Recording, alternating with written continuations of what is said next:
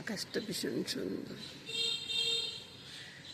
মনে হয় যেন তুলোর মতো হয়ে আছে।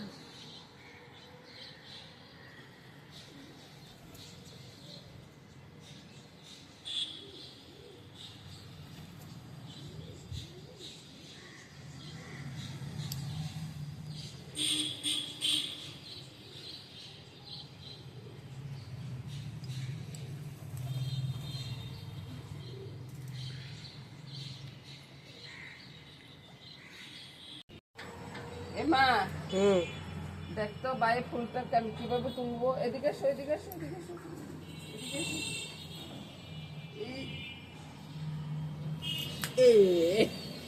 দাদু ভাই ফুলটা তুললো, এখানে রাখো। ব্যাস, এটা কি সে ফুল? এটা হচ্ছে মায়ের চরণে দিব। মায়ের চরণে দিব? হ্যাঁ আর ঠাকুর ঘরে ফুল? হ্যাঁ, চলো এবার আমরা আরেকবার ইন্দে যাবো। এটা এভাবে ধরতে হবে। হ্যাঁ, এভাবে নিচের দিকে, নিচের দিকে। ছিঁড়ে ফেলেছি। না, এটা বামাতে তুলে না, এটা দিয়ে এভাবে করি, বাস হয়ে গেছে। এবার কোথায় রাখবো? এখানে দেখো, এটা কি সে ফুল? এটা এসে যায় মহাদেবরে দিব, ঠিক আছে। মহাদেব কোথায়? ভাই দেখি যা গাছে কত ফুল ফুটছে, গাছে কত ফুল ফুটছে দেখ। একটা, দুইটা, তিনটা, চারটা, পাঁচটা, ছয়টা ফুল ফুটছে। আর এই গাছে ফুটছে দুইটা ফুল। এটা তো গোপালের চরণে লাগবে।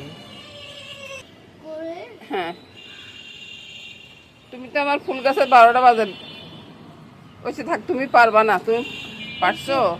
আচ্ছা ঠিক আছে, এটা হলো গোপালের জন্য, বুঝছো? গোপাল দাঁড়িয়ে কোথায়? গোপাল এখনো ঘুমায়। জয় গোপালের জয়, জয় গোবিন্দের জয়। আমার সোনা গোপালটা উঠে বয়ে গেছে। আর এদিকে দাদুভাই ফুল তুলে আনছে। দাদুভাই তোমার জন্য ফুল বেছে রেখেছে বন্ধু, দেখবা। হে গোবিন্দ, উঠে বসে গেছে তো। গোপালরা বলতেছি যে গোপাল, দাদুভাই তো তোমার জন্য ফুল নিয়ে আসছে, তুমি ফুলটা দেখবে না? তো বলছিলে। হ্যাঁ, কি বলছে? হ্যাঁ, আমি তো দেখবো। হ্যাঁ, এই তো দেখো, এই যে এটা হচ্ছে গোপালের জন্য দাদুভাই তুলে নিয়ে আসছে। আর সবগুলা এটা মায়ের জন্য, ঠিক আছে। কার জন্য? কোন মায়ের জন্য? দুর্গা মায়ের জন্য। আর একটা লক্ষ্মী দেবীর জন্য, এটা মহা। আজকে বন্ধুরা সকাল থেকে কোনো রান্না বান্না হয়নি। এখন দুপুরবেলা আসছে রান্না করার জন্য। কই মাছ রান্না করব, দেশি কই মাছ। কত বড় বড় কই মাছ দেখুন। তো কই মাছগুলা পরিষ্কার টরিষ্কার করে নিয়ে আসছি। এখন দেখুন, এই যে নারকেলটা গরম জলে ভিজিয়ে দুধটা বের করে নেব। মাছের ভিতরে সামান্য একটু নুন হলুদ দিয়ে মাছগুলো আগে ভেজে নিই, ততক্ষণে নারকেলের দুধটা রেডি হয়ে যাবে, বুঝছেন। আর কি কি মশলা দিব সেটা তো দেখিয়ে দিব, আর কথা বলতে ইচ্ছা করতেছে না বন্ধুরা। ঝাঁকুনি দিয়ে মাছগুলো মেখে নিলাম। এবার মাছগুলো ভাজবো। পরে একটা মাছ দিয়ে দিয়েছি, অথচ ফোনটা অন করে নিয়েছেন। মাছগুলোকে দিয়ে একটু উল্টে পাল্টে দিচ্ছি, নাহলে তো দেখা হয়ে যাবে, ওই জন্য আর কি। আর এদিকে নারকেলের দুধটা একটু রেডি করে নিই। নারকেলটাকে ব্লেন্ড করে ছেঁকে নিয়েছি। এই যে নিচে দুধটা আছে, 1-1.5 মাছ উঠিয়ে আর 1-1.5 মাছ ভেজে নিচ্ছি, বুঝছেন।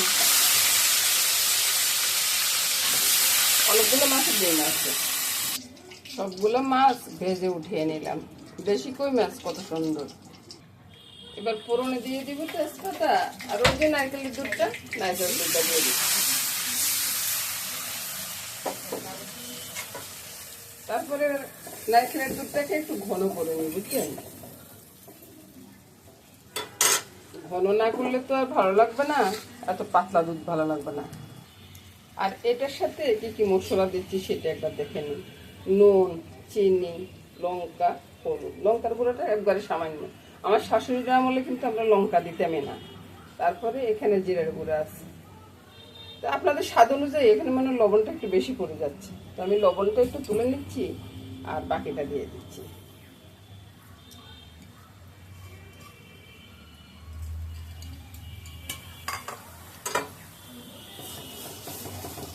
শাশুড়ির আমল তো একরকম চলে গেছে, কিন্তু এখনকার যুগে তো একটু লঙ্কা ছাড়া হয় না, তো একটু লঙ্কা দিয়ে দিলাম আর কি।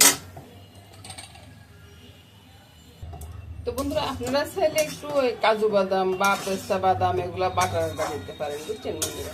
তো আমি এগুলা কিছুই দিই নেই, এগুলা দিলে আবার একটু ঘন হয়ে যাবে। আর নারকেলের দুধ দিয়ে, শুধু নারকেলের দুধ দিয়ে রান্না করলে টেস্ট একটু বেড়ে যাবে। আপনারা কোনটা করবেন বন্ধুরা বলুন তো। আজকে সকাল থেকে গাছে জল দিতে পারেনি, গাছটা দেখুন কি অবস্থা হয়েছে। হ্যাঁ, এখনই আপনি জল দিয়েছেন বিদায় গাছটা আস্তে আস্তে তাজা হচ্ছে। আচ্ছা, আসলে আজকে শরীরটা অতটা ভালো যাচ্ছে না, জানের টানেরটা খুব খারাপ লাগতেছে, তো তাই আর কি।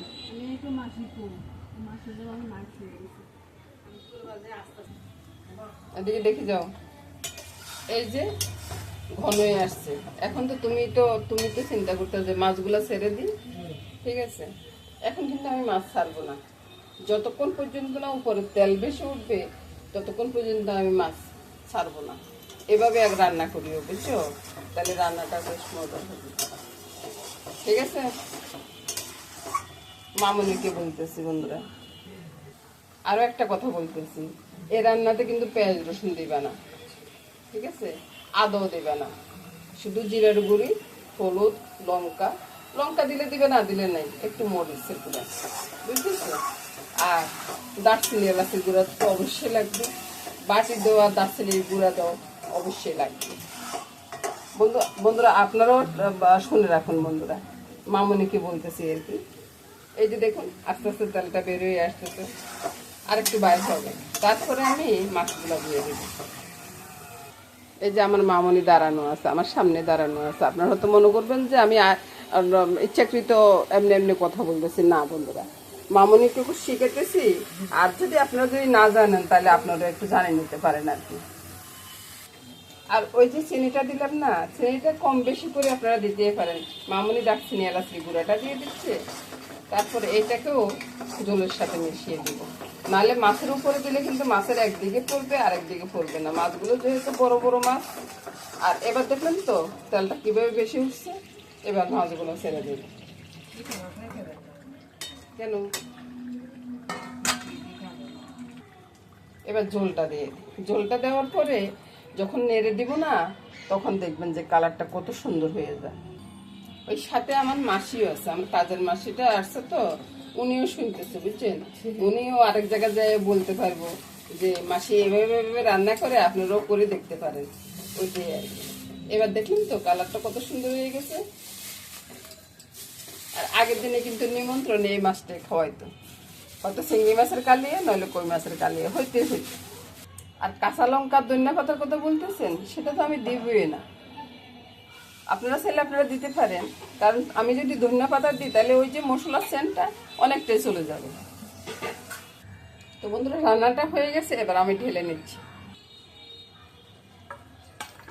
অনেকগুলো মাছ তো ঢালতে একটু কষ্ট হচ্ছে আর কি। একটু পরে ঝোলটা দেখুন। তো বন্ধুরা রান্নাটা দেখে আপনাদের কেমন লাগলো বলবেন কিন্তু। মামনিকেও শিখালাম, আপনারাও যারা না জানেন তারা এইভাবে করে নেবেন, খুব ভালো লাগবে খেতে। তো নমস্কার বন্ধুরা, আজকের মতো একটা রান্না দিয়ে শেষ করে দিলাম। তো সবাই ভালো থাকুন, সুন্দর থাকুন, সুস্থ থাকুন বন্ধুরা, এ কামনা করে আজকের মতো এখানে শেষ। আগামী দিন আবার দেখা হবে, কি বলতেছি সেটাও বুঝতেছি না।